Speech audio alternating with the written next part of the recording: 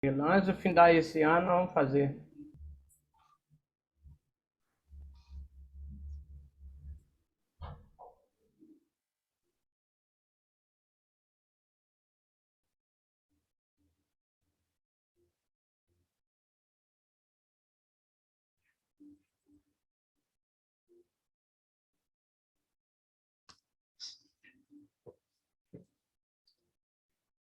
Que o Senhor nos abençoe nessa aula em nome de Jesus, e que tudo possa correr para a honra e glória dele. Amém? Amém. Amém. Amém, professor. Então, nós vamos fazer uma revisão, a nossa primeira revisão. Porque, como eu disse para vocês, o meu interesse é que vocês aprendam. Eu não quero correr com a matéria, não. O alfabeto. Nós vamos usar mais o alfabeto minúsculo, mas temos que conhecer as letras maiúsculas, porque, assim como no português, os nomes próprios, o início das frases, todas as palavras começam com letras maiúsculas, né?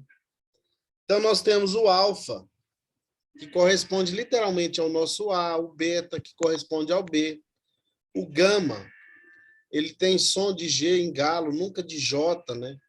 Temos o delta, que literalmente corresponde ao nosso D, temos o epsilon, que tem som de E na palavra ela, mas não é o verbo ser, viu? Nós temos a letra zeta, que corresponde literalmente ao Z. Temos a letra eta, ela tem um formato de um H em maiúsculo, mas ela é a letra E. Nós temos o teta, que teria o som do TH na palavra the end, por exemplo, no inglês. Temos o iota, que tem o som do I na palavra irado. Temos o kappa, que corresponde ao nosso K, da palavra kiwi. O lambda, que tem som de L na palavra lápis. O mi, literalmente corresponde ao nosso M. O ni, literalmente corresponde ao nosso N, de navio. E uma letra que não temos um similar em português, então precisamos de duas letras para transmitir o som, a fonética dela, que é o xi. Então, geralmente, a gente usa o KS. Tem o som do X na palavra táxi. Não é o X, só tem o som táxi, porque a letra é o xi, né? O ômicron corresponde ao nosso O, som da palavra pó, né? Nós temos o pi, que tem o som de P na palavra paca.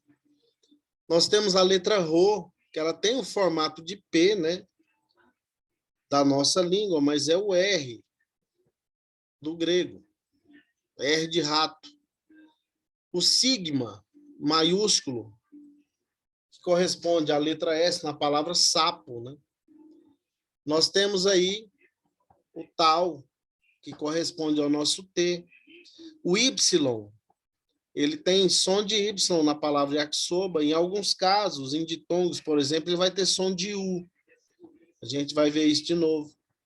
O Fi tem som de F na palavra faca.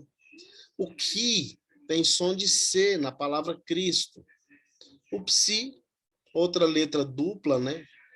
Então, a gente usa sempre as palavras psicanálise, psiquiatra, psicologia para representar a fonética do psi. E o ômega, que é a última letra do alfabeto, que corresponde ao som da nossa letra O. Então, esse alfabeto, você precisa assimilar ele direitinho para não confundir, para conseguir fazer a equivalência correta das palavras. Por isso que eu passei aquele exercício de vocês transcreverem os nomes de vocês com os caracteres gregos. Esse alfabeto minúsculo é o que a gente vai usar com mais frequência, por causa das edições atuais do Novo Testamento grego, que em sua maioria usam as minúsculas.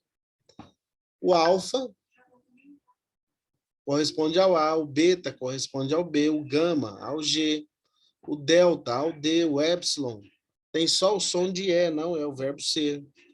O zeta corresponde ao Z, o eta corresponde ao nosso E. A Natinha chegou aqui. Nós temos o teta, que tem o som de TH, né, na palavra T em inglês. O iota corresponde ao nosso I, o kappa corresponde ao nosso K, o lambda corresponde ao nosso L, o mi corresponde ao nosso M, o ni corresponde ao nosso N, o xi, como eu disse, ele tem o som do X na palavra táxi, só o som, porque na transliteração a gente usa um K e um S, então é xi. O ômicron corresponde ao nosso O, o pi corresponde ao nosso P, o rho corresponde ao nosso R, o sigma corresponde ao nosso S, ele nunca tem som de Z. Se o sigma, tá vendo que ele tem duas formas aí, se o sigma inicial aparecer entre duas vogais, ele não vai ter som de Z como no português, sempre som de SS. O tal corresponde ao nosso T, o Y, ele literalmente tem som de Y e, em alguns casos, em ditongos, por exemplo, ele tem som de U. O Fi tem e corresponde ao nosso F, tem som de F, corresponde literalmente ao nosso F. O Ki tem som de C na palavra casa, na palavra Cristo. O Psi, só lembrar da psicologia. E o ômega corresponde ao nosso O. O som dele literalmente é O, por isso que o nome da letra é ômega. Então, o primeiro passo, aprender esse alfabeto. Senão, não consegue prosseguir, né? A pronúncia das vogais agora. Por quem ia falar, pode falar.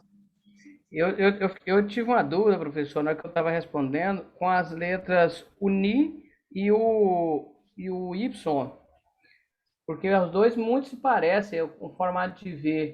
O negócio é que o Ni, Cláudio, você tem que fazer a grafia dele como um V mesmo, se fosse um V em português. E o Y é um U. Se você fizer essa diferenciação, você não vai conseguir confundir mais. O problema é que, às vezes, a gente faz a grafia dos dois muito parecido, né? Eu tive esse problema. Quando você for fazer a grafia do Ni, faz um V mesmo, literalmente um V. E quando for fazer a grafia do Y, faz um Uzinho, literalmente. Boa dica. Então, a pronúncia das vogais.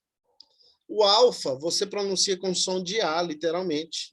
O epsilon, ele tem a sonorização, a fonética do nosso verbo ser, na terceira pessoa do singular. Ele é apenas o som, ele não é o verbo ser. Então, é só para você lembrar que a pronúncia do som, da fonética do epsilon, é a pronúncia E. O eta, a pronúncia é E. O ômicron, a pronúncia é O. O ômega, a pronúncia é O. E o Y, literalmente, na maioria dos casos, ele vai ter som de Y mesmo. Apenas nos ditongos que ele vai ter som de U. Então, ele seria mais ou menos equivalente ao o do alemão, na palavra Müller, né? Gisele Bündchen, né? Tem que fazer biquinho para pronunciar. E se não conseguir pronunciar de maneira correta, não tem problema. É só lembrar que ele corresponde ao I, ao U do alemão, na palavra Müller, né?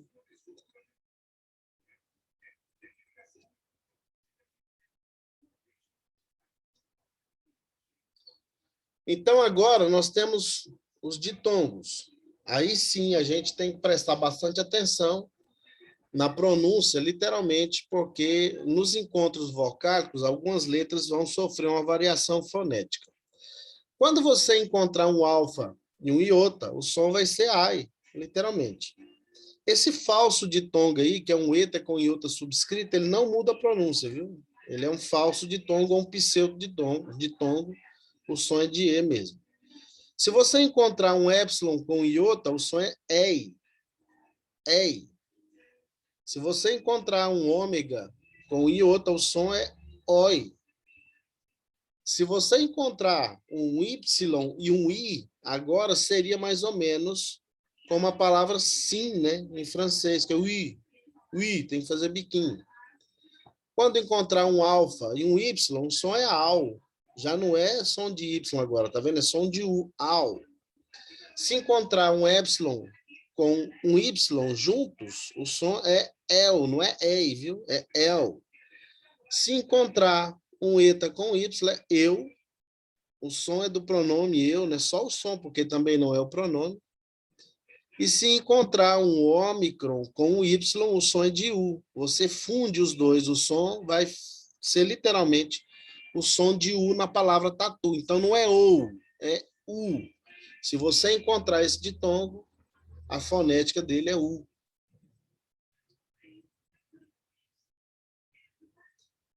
As sílabas, né? Eu coloquei sílabas simples para a gente aprender a equivalência. Ó. Nós temos aí na primeira linha ba, be, be, bi, bo, bo, bu, bi. Bi, faz biquinho na última. Ga, ge, ge, gi, go, go, gu, gi. Da, de, di, do, du, di. Za, ze, zé, zi, zo, zu, zi. Ta, te, ti, to, tu, ti. Ka, que, ki, ko, ku, ki. Então, se você treinar isso aí, ouvindo o áudio da aula, que eu agora estou colocando as aulas para vocês, você não vai conseguir mais confundir isso aí. Então, temos aí na primeira linha lá, lê, lé, li, ló, lo, lu, li. Ma, me, mi, mo, mu, mi. Na, ne, mi, no, nu, ni. Agora, essa letra aí precisa de uma atenção especial, é o xa, xe, xe, xi, xó, xô, xu, xi. Pa, pe, pé, pi, pó, po, pu, pi. Ra, re, ré, ri, ró, ro, ru, ri. E para finalizar essa parte, sa, se, sé, si, só, so, su, si. Ta, te, ti, to, tu, ti. Fa, fe, fé, fi, fó, fo, fu, fi. Ca, que, ki, ko, ku, ki. Psa, pse, psé, psi, psó, pso, psu, psi. Só para vocês relembrarem, para não ter dificuldade na hora de fazer as transliterações. Agora nós vamos entrar um pouco na revisão da gramática para a gente fechar essa questão aí das declinações. Você vai descobrir que o grego ele não faz como no português para determinar a função da frase. Nós temos os dois dignitários da língua, que é o verbo e o substantivo. Então, se o substantivo aparece antes do verbo, ele tem uma função, se ele aparece depois do verbo, ele tem outra função. E no português, isso não é indicado, no grego não é indicado dessa forma, mas é indicado da maneira em que a palavra termina. A gente chama de terminações pessoais, ou declinação ou flexão nominal. As palavras em grego, substantivos, pronomes, adjetivos, artigos, todas elas passam por esse processo de flexão nominal, verbos também, né? Então, é a terminação que vai indicar qual é a função da palavra dentro da frase. Então, o sujeito é indicado pela terminação ômicron sigma. A gente está aprendendo primeiro a segunda declinação dos substantivos masculinos. Tem segunda declinação, tem primeira declinação e tem terceira declinação. Essa é a primeira que a gente está aprendendo. A gente está aprendendo a segunda primeiro porque ela é mais fácil, ela é regular. Então, eu cito aí dois exemplos, logos e theos. Palavra logos e a palavra theos é a palavra Deus em grego. O objeto é indicado pela terminação on.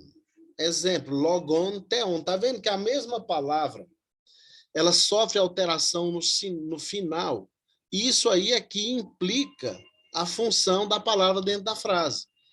Na primeira frase aí, o sujeito é indicado pela terminação ômicron sigma, Fica bem claro, então, que se a palavra terminar com ômicron, sigma, aí no caso os, logos, theos, ela é o sujeito da frase. Agora, se ela terminar com on, ômicron, ni, ela é objeto. Então, essas terminações são chamadas de terminações funcionais. As palavras terminam de determinada forma e isso é que indica a função dela dentro da frase. Por isso que eu pedi para vocês fazerem os exercícios das declinações. Então, logos é sempre o sujeito e nunca o objeto. Se fosse o objeto, seria logon. Logon é sempre o objeto direto e nunca o sujeito. Se fosse o sujeito, seria logos, né? Eu repito assim insistentemente para você não confundir mais. Então, o caso que define o sujeito é chamado de nominativo. Termina em os. Vamos usar o N maiúsculo para identificá-lo no acróstico que será usado para memorizarmos todos os casos, que é o NGDA, que a gente já está trabalhando.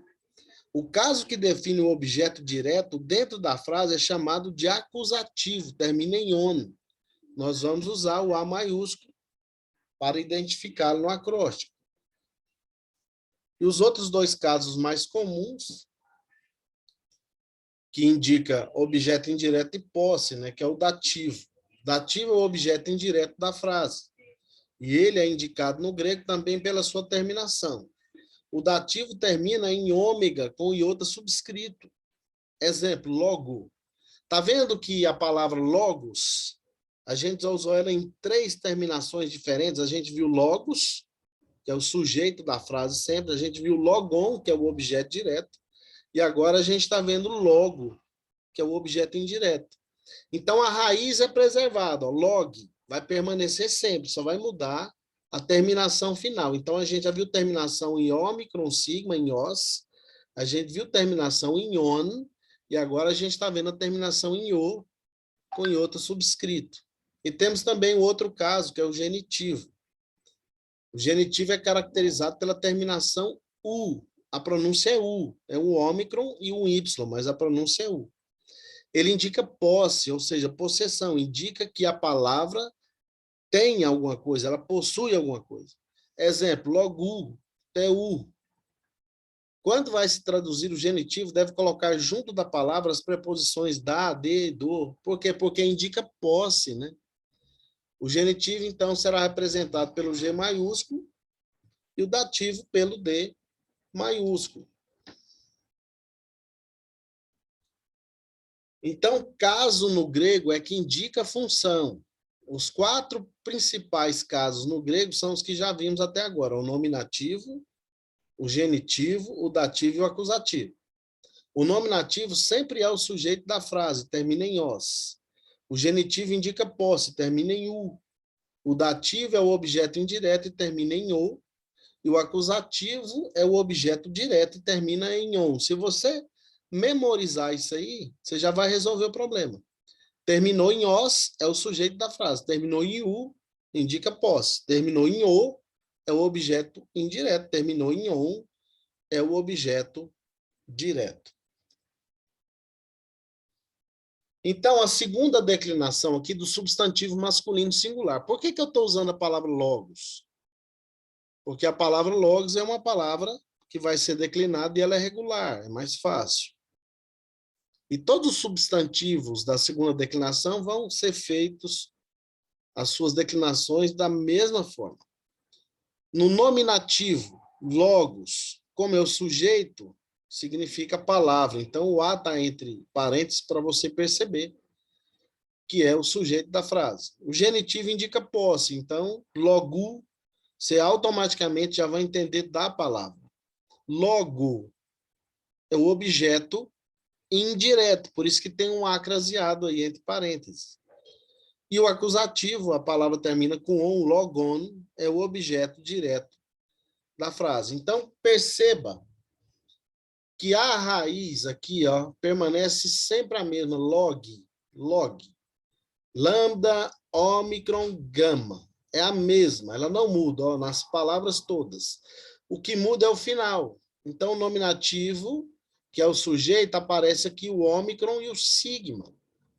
Aqui, o genitivo que indica posse, aparece o ômicron e o Y. Aqui, ó, o dativo, que é o objeto indireto, aparece o ômega só no final, com iota subscrito. E o acusativo, que é o objeto direto, termina em on, mas a raiz permanece a mesma. Ó. Só muda o finalzinho, que é a terminação funcional. E temos ela agora no plural. O plural, no grego, não é como no português, nem sempre é designado pela desinência S. Para nós, geralmente é S, né? E as palavras, quando são verbos na terceira pessoa, geralmente terminam com AM, assim sucessivamente. Mas não confunda isso no grego. O grego não quer dizer que o plural é caracterizado por uma desinência S. Então, olha só, o nominativo, ó. O nominativo, a terminação dele no plural é oi. Então, é logoi. Logoi significa as palavras. No genitivo, a terminação é um ômega e um ni, fica gon, né? Logon, das palavras, indica posse. O dativo, ó, já termina com 3 letras, ó, ois. Então, é logóis, as palavras, é o objeto indireto. E agora também o acusativo termina com 3 letras também, ó. Logus, as palavras, é o objeto direto. Então, a raiz ela é inalterável. A raiz permanece a mesma e apenas a terminação passa pelas flexões nominais. Então, aqui é logoi, as palavras logon, das palavras logóis, as palavras, e logus, as palavras. Deixa eu ver vocês. Quando vocês assimilarem isso aí de maneira definitiva, vai ficar mais fácil. E eu digo para vocês, o grego tem até a terceira declinação. A gente está aprendendo a segunda primeiro porque ela é regular. E eu vou ajudar vocês nas traduções. Eu disse, ó, tem dúvida, me procura. E vocês têm, parece que, dificuldade de procurar a gente. Acho que a gente não vai atender vocês. É lógico que vai. Alguns me procuraram, sim. Então, é necessário a gente... Tá com dificuldade? Não estou entendendo isso aqui? Me ajuda, professor. O que eu faço aqui? Para onde que eu vou? Me aponta um caminho, né? Então, a primeira tarefa sua é você aprender a ler as palavras no grego. Você já está conseguindo ler as palavras no grego? Fala comigo. Eu ainda tenho dificuldade, professor Eu não Roseli. consigo, não, professor. Eu também tenho dificuldade de Então, ler. o que a gente vai precisar fazer para vocês lerem as palavras? A gente fixar nas sílabas. Aprender a equivalência das letras e fixar nas sílabas. Senão a gente não consegue. Então, é ver o ba, be, be, bi, bo. É voltar a ser criança, é estudar como criança. Você está sendo Tem que alfabetizado copiar numa o nova alfabeto língua. tudo de novo lendo, né, professor? Então, O interessante, e formando as interessante sílabas. porque quando a gente copia e lê, a gente assimila mais, parece. Professora, a gente pode fazer, ir para uma coisa prática para ver se a gente dá conta de, como aquela tradução, pelo menos uma frase, 2 frases daquela tradução que o senhor mandou para nós? Pode sim, pode. O que eu vou fazer agora é o seguinte: eu vou colocar vocês para copiarem as palavras do vocabulário, para aprenderem a ler, e vou ensinar a fazer a transliteração, que aí você vai conseguir ler. Porque eu percebi que vocês estão com dificuldade, por exemplo, de fazer a grafia da letra sigma final. Vocês estão fazendo ela parecendo um C cedilha. Eu passei tudo para o caderno, aquele texto que o senhor passou, eu já passei tudo para o caderno. Isso, é uma forma de aprender, viu, Silvânia? Eu também, Escrevendo, professor. escrevendo é Eu uma também forma... passei tudo no caderno. A gente precisa aprender a grafar direitinho para não ficar confuso. O sigma, da maioria de vocês, está parecendo um C cedilha em português. Faz ele como um S, é só fazer a parte, Final, professor. fazer a parte de cima maior e a parte de baixo menor, mas ele é um S, é igualzinho um S. Você precisa praticar. Né? Esse C cedilha que fiz.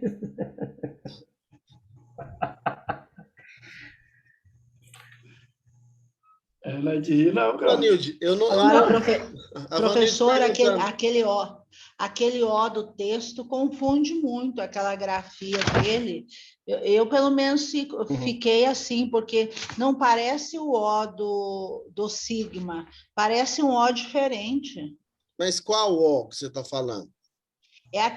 Ó, por exemplo, a primeira frase da tradução tem ali, não é um O, né? É o sigma, que parece um O Diáconos. com um chapeuzinho. Espera aí, só um minuto. Deixa eu pegar o livro aqui. Eu acho que é diáconos. Sim, é diáconos a palavra, sim.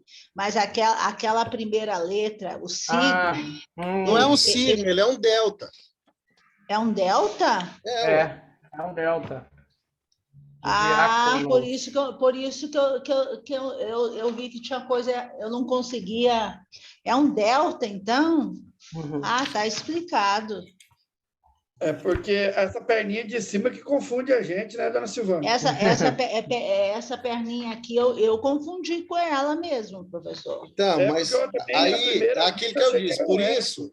Por isso que eu voltei hoje no vocabulário, no alfabeto, para você ver a diferença da São grafia. várias aqui que eu fiz errado, professor, que eu copiei errado. Porque eu copiei como sigma. O vocabulário que eu passei para vocês é que começa... As frases que eu pedi para traduzir foi diáconos, didasca e dúlon, né? Isso. Isso. Então, essa letra aí, na verdade, é um delta. O sigma, a perninha do sigma, Silvana, é virada para o outro lado. Pois é, eu estava fazendo errado mesmo, professor. Várias aqui eu copiei errado. Está em qual página do seu livro aí, professor? É na página 15. É aquele livro do Francisco Leonardo que eu mandei para vocês. Não tem na cópia, tem Em PDF. PDF ele. Eu fiz a maioria da tradução olhando nessa tradução aí, professor. Pois é, vocês têm que olhar, na verdade, o vocabulário que eu passei para tentar traduzir. Por exemplo, essa diáconos, didasca e dúlon. Como é que vocês traduziram aí? Vamos ver, me fala. Diácono ensina escravo, não é assim? A terminação aí, né, é um objeto direto, então o diácono ensina o escravo. Você pode acrescentar o artigo sem problema. Todo mundo fez assim? Essa primeira frase até que foi bem. Eu coloquei servo. Então, o resto tá... quem não conseguiu fazer, já corrige aí. Eu O diácono servo. Ensina o escravo ou ensina o servo? Servo tá certo? Tá certo. Então eu coloquei servo. Tá certo, porque dulo significa tanto servo quanto escravo. A outra frase, balousim liton adelfo. Conseguiram fazer essa? Como é que é? Repete aí, professor. Balousim. Joguei pedra. Balousim. Liton adelfo. Adelfo. Sim. Aí foi. Professor. Mas Oi. a tradução não consegui, não. Fala. Joguei pedra ou... Não. A terminação do verbo aí, ó, é terceira pessoa do plural. É terceira pessoa. Terceira pessoa do plural. Eu me perdi. Eu traduzi, eu escrevi ali do jeito. Agora, o significado em português eu não sei, não. E a primeira. Então vamos lá. O verbo balo, vocês viram que é o verbo jogar. Jogar na terceira pessoa do plural. Ou seja, eles jogam. Jogam pedra em quem? No irmão? No irmão. Jogam pedra no irmão. Adelfo é irmão, então? Adelfo é irmão. No vocabulário tem. No vocabulário que eu passei para vocês, acima tem a palavra adelfo. Então acertei. Eu me perdi nesses dois Agora, nomes. ele- Então, Balousin, Não, a Balousin, pronúncia é Balucin. Não é Baloucin, não. É Balucin. Balocim. É pedra, Ba- professor. Balousin é o quê, Não, então? não é Balou, é Balu. Balucin. Balu. Balocim. Balousin. Não, Silvânia, Balucin, não é Balou. Lembra que eu falei que o ômicron com o Y tem som de U? É Balucin. Balucin. Balousin. Balousin. Balu, Balu. Balousin. Aí, Balucin. agora sim, agora ficou bom. Professor, Balocim. Balucin. Então, Balucin significa... jogam pedra, professor? Jogam pedra no irmão. Liton é pedra. É pedra. A terminação de liton aí é um acusativo. A outra frase, grafologon adelfo. Grafologon adelfo. Escrita. Escrevo livros, irmão? Escreva a palavra. Escrevo a palavra Palavra. ao irmão. Aí, eu coloquei livro.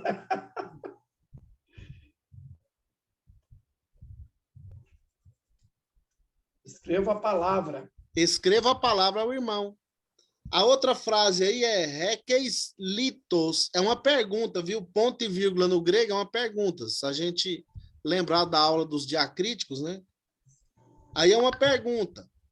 Equeis liton. Equeis está na segunda pessoa do singular. Você você é presbítero? Não. Essa. Não, você é pedra. A de baixo que é, viu, Cláudio? A de baixo A de é a que você baixo está que é, falando. só É a anterior a presbítero. ela. Equeis liton. Hein, professor? É uma pergunta. É pedra? Segunda pessoa do singular, o verbo ter. Eu tenho, tu o quê? Tem. Tens. Tu tens? Eu tenho, Tens. tu tens, ele tem. Nós temos, vós tendes, eles têm. Então, tu tens pedra. Tens pedra? É uma pergunta. Tens pedra. É Tens pedra. uma pergunta. A outra frase é a que o Cláudio respondeu. Sou presbítero. Sou presbítero. Eu tinha traduzido, eu sou o presbítero, tá errado? Não, você sabe que é a primeira pessoa do singular, você pode incluir o pronome sem problema. Certo. Tem outra tradução aí, viu? Pode ser eu sou ancião ou eu sou Não. velho. É. Cabe Ah, também. sim, eu vi essa outra tradução, sim. Pode ser. Como se lê, professor, aqui? Eimi presbíteros. Eimi, né? Presbítero. Eimi presbíteros. Fala aí, Roselito, que você já tá cabeça branca, você pode falar. Emi presbíteros. Presbítero. Isso, você está falando eu sou um velho. É isso aí. Ele não se ligou ainda. Tá brincando com você, Roseli? A cabecinha tá branca, ó. A outra frase na coluna de lá, diáconos querusei evangelion. Vai lá, pronuncia comigo. Evangelho. Diáconos Diáconos, querissei querissem, evangelion. evangelion. Evangelion. Evangelho. Isso. Lembra que quando aparece uma letra gama antes de outra letra gutural, ela tem